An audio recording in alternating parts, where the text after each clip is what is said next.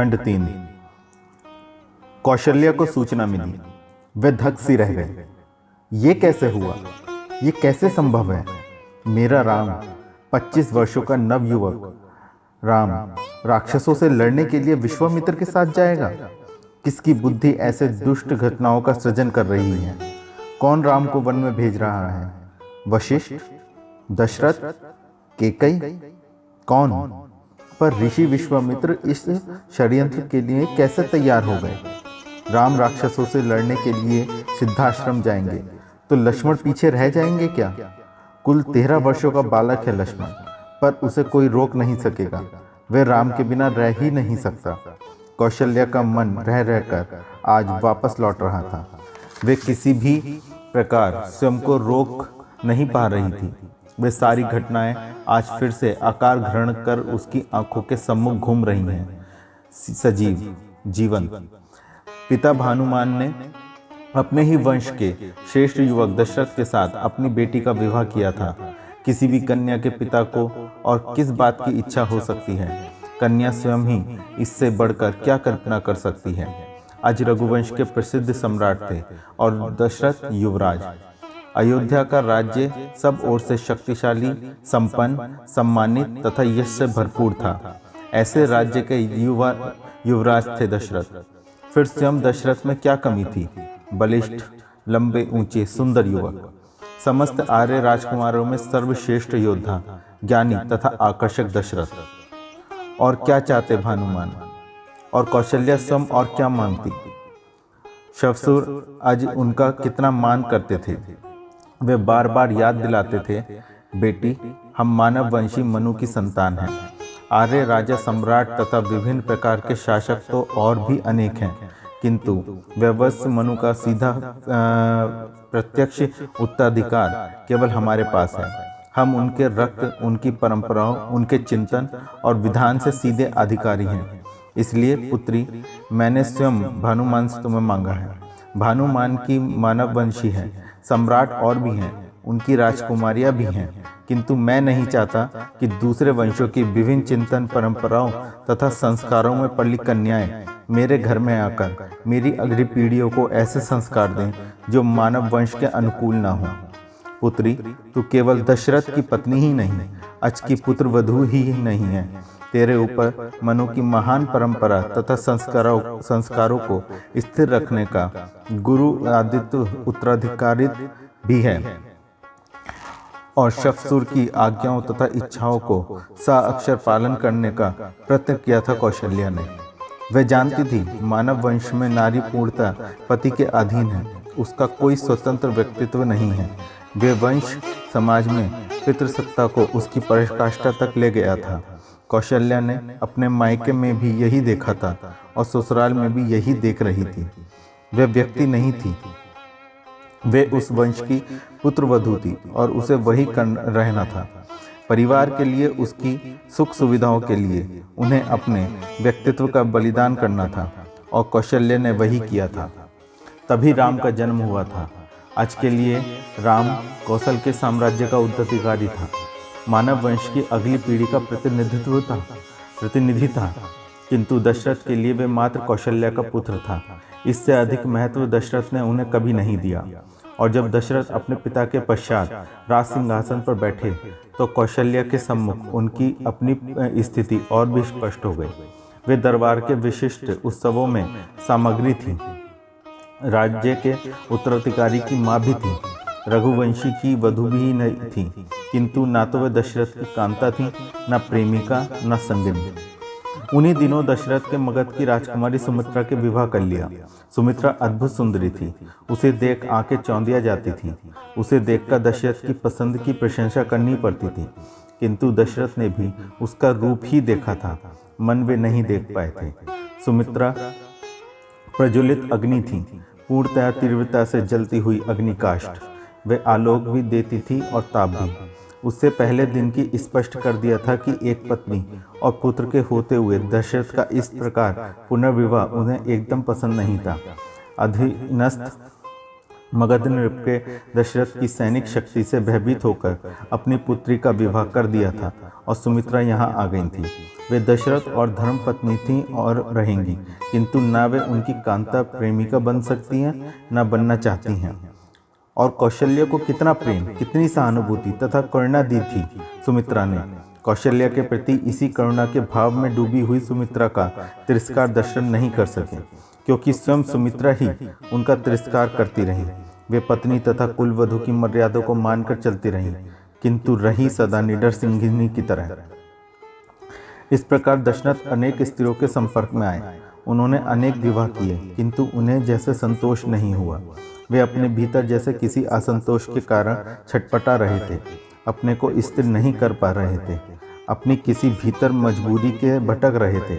इसी भटकन में सम्राट दशरथ के दिग्विजय के लिए देश विदेश में सैनिक अभियान चलाया गया।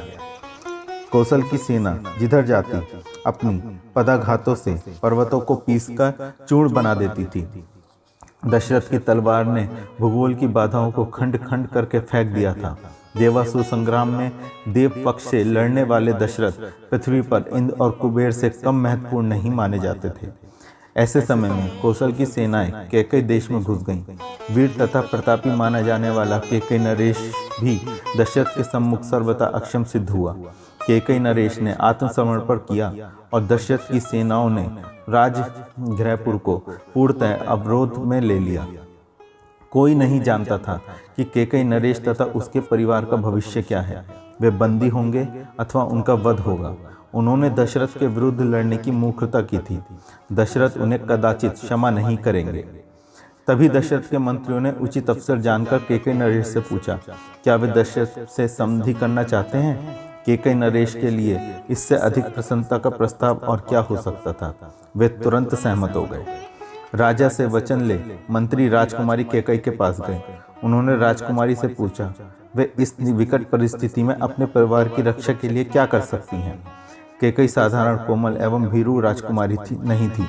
वे असाधारण थी, हठीली, उग्र, तेजस्विनी, महत्वाकांक्षिणी तथा असाधारण सुंदरी। उसने कहा था, वे समाज की भलाई के लिए, देश के कल्याण के लिए, अपने परिवार की रक्षा के लिए, राष्ट्र के सुख के लिए सब कुछ त्याग कर सकती हैं। मान सम्मान वे अपने प्राण दे सकती हैं। वे कठिन से कठिन दुख उठा सकती हैं। उसकी दृढ़ता को देखकर मंत्रियों ने उससे कहा था, यदि वे सत्य हैं तो तुम हमारे कहे अनुसार चलो। हम तुम्हारे पिता, बंधु बांधवों, भाइयों की रक्षा का वचन दशरथ से ले लेंगे, पर उससे पूर्व एक वचन तुम्हें ध्यान में देना होगा। क्या? कैकेयी ने पूछा। सम्राट दशरथ वृद्ध हैं, तुमसे आयु में बहुत बड़े हैं, पर यदि वे तुमसे विवाह की इच्छा प्रकट करें तो तुम अस्वीकार मत करना। इसे अपने यौवन का अपमान मत समझना। कर्तव्य समझकर इस कर्म को करो ताकि तुम्हारे परिवार तथा देश की रक्षा हो सके। और कैकेयी ने यह सब करने का वचन मंत्रियों को दिया था। मंत्रियों ने दशरथ को इस बात के लिए मनवा लिया कि वे कैकेयी राजपरिवार को कोई दंड देने से पूर्व परिवार के सदस्यों से मिल लें। दशरथ ने राजप्रासाद के अंतपुर में प्रवेश किया। उन्होंने रूपवती कैकेयी को देखा तो उनकी आंखें खुली की खुली रह गईं। इससे पूर्व उन्होंने ऐसा सौंदर्य कभी नहीं देखा था। गोरा रंग, कुछ कुछ लालिमा लिए हुए, नीली गहरी झील जैसी आंखें, कुछ कुछ पीले लंबे घने बाल, ऊंची तीखी नुकीली नाक, पतले लाल होठ, लंबा कद, स्वस्थ यौवन। दशरथ ने तुरंत निर्णय लिया कि उन्हें क्या करना है। कैकेयी नरेश के साथ संधि की पहली शर्त थी कैकेयी का कन्यादान, और तब शर्त रखने की बारी कैकेयी नरेश की थी। उन्होंने स्पष्ट शब्दों में कहा था, सम्राट, यदि मुझे एक वचन दें तो मैं कैकेयी का विवाह आपसे कर दूंगा। कैसा वचन? कैकेयी का पुत्र ही अयोध्या का युवराज होगा। दशरथ ने तत्काल वचन दिया और कैकेयी से विवाह कर लिया। कैकेयी अयोध्या में आई और सबने उन्हें देखा। वे सुदूर कैकेयी देश से उन्मुक्त आर्यों की पुत्री थी। वे मानव वंश की स्त्री विरोधी मर्यादाओं से अनजान स्वच्छंद वातावरण में पली राजकुमारी थी। वे दशरथ युद्ध में जाते तो वे कौशल्या के समान घर पर बैठ भगवान विष्णु के सम्मुख अपने पति की रक्षा की प्रार्थना नहीं करती थी। वे युद्ध की बात सुनते ही कवच पहन पति के साथ चलने को तैयार हो जाती थी। कैकेयी युद्ध में जा सकती थी, धनुष बाण का प्रयोग जानती थी, खड़क चला सकती थीं और कौशल से अच्छे अच्छे सारथी के रथ संचालन की कुशलता में होड़ ले सकती थीं। शंबर के साथ हुए युद्ध में भी वे साथ गई थीं। तब वह घायल सम्राट को लेकर वापस अयोध्या लौटी थीं, तो अयोध्या के जन के मुख पर यही बात थी कि यदि केकई न होती तो सम्राट के प्राण न बच पाते। तब कौशल्या कहीं केकई की कृतज्ञ भी हुई थी। आखिर उसने कौशल्या के पति के प्राण बचाए थे। सुमित्रा तथा अन्य रानियों के आने से कौशल्या का विशेष अंतर नहीं आया था, किंतु केकई के आने की परिस्थितियां एकदम बदल गई थीं। केकई को सुमित्रा के समान कौशल्या से कोई सहानुभूति नहीं थी, वरन उसने कौशल्या की ओर से आकांक्षाएं ही अधिक पीड़ित करती रहती थी।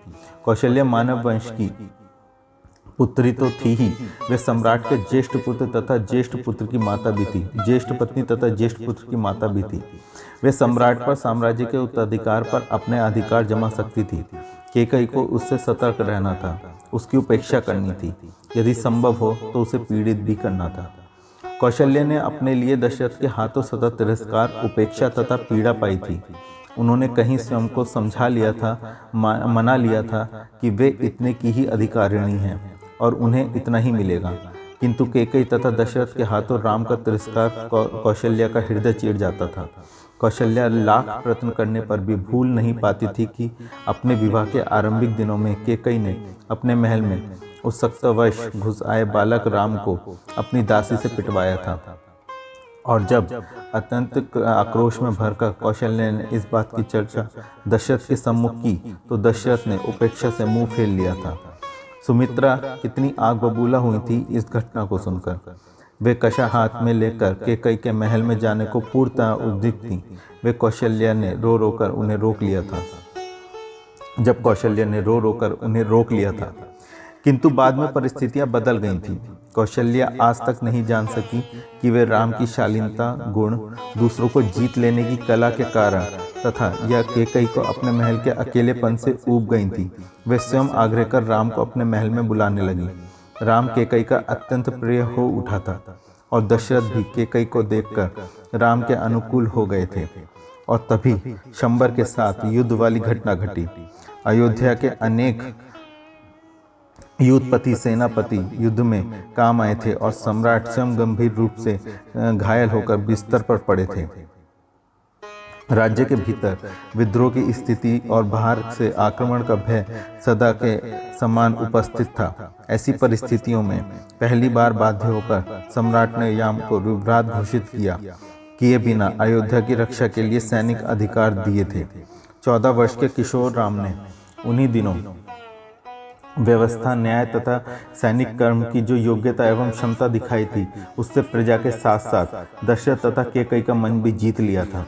उसने जीवन में पहली बार कौशल्या ने दशरथ के मुख से ऐसे शब्द सुने थे, कौशल्या, मैंने आज पहली बार यह अनुभव किया है कि मेरा इतना बड़ा बेटा है और वो भी इतना योग्य तथा सक्षम। ये मेरे लिए कितना बड़ा सहारा है। दशरथ की आंखों में बेहतर भावुकता के आंसू उमड़ आए थे। फिर बहुत थोड़े से अंतराल के साथ भरत और लक्ष्मण शत्रुघ्न का जन्म हुआ था। शायद ये पहली बार सम्राट तथा उनके शुभाकांक्षी मंत्रियों ने ये समझा था कि सम्राट क्रमशः बूढ़े और दुर्बल होते जा रहे हैं। इसके पश्चात युवराज पद के लिए सम्राट के पुत्रों में संघर्ष हो सकता था। फिर सम्राट को अपने लिए यश भी चाहिए था। प्रजा की आंखों में मन में सम्राट के चरित्र का बिंब खंडित नहीं होना चाहिए था।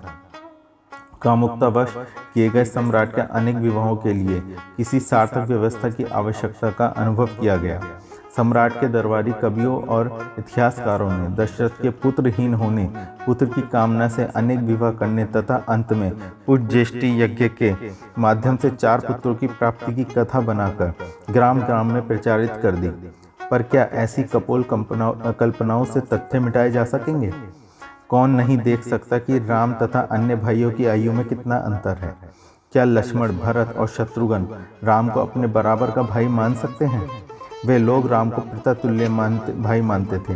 राम उन्हें गोद में खिलाया करते थे। आज भी प्यार में भरकर राम यदा कदा उन्हें अपनी गोद में बिठा लेते हैं। और आज राम को ताड़का से लड़ने के लिए वन भेजा जा रहा है। क्या इधर राम के प्रति दशरथ का बढ़ता हुआ मोह मात्र आडंबर था? क्या वे नाटक मात्र था, या वे कैकेयी के द्वारा वशिष्ठ को अपनी ओर मिलाकर रचा गया कोई नया षड्यंत्र है? संभव है कैकेयी ने ही ऐसा कोई षड्यंत्र किया हो। अपने बचपन से ही लक्ष्मण राम के अन्य अनुरागी रहे हैं। सुमित्रा ने सदा लक्ष्मण को राम के पीछे चलने का आदेश दिया है।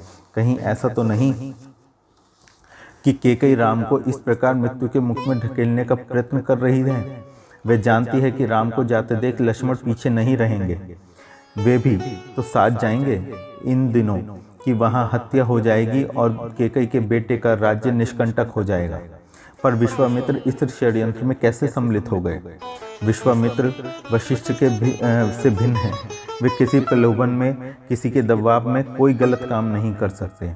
उन्हें धन का, पद का, भोग का कोई मोह नहीं हो सकता। विश्वामित्र किसी षड्यंत्र में सम्मिलित नहीं हो सकते, अन्य अवश्य ही वे राम के हाथों राक्षसों का नाश करवाना चाहते हैं। तो क्या कौशल्या के राम इतने समर्थ हैं? वे जानती थी कि राम वीर हैं, सक्षम हैं, पर वे इतने सामर्थ्यवान हैं? कौशल्या का मन सहज ही विश्वास नहीं करता, पर वे विश्वामित्र पर विश्वास कर सकती थी। इसी के साथ ये खंड समाप्त हुआ। नमस्कार।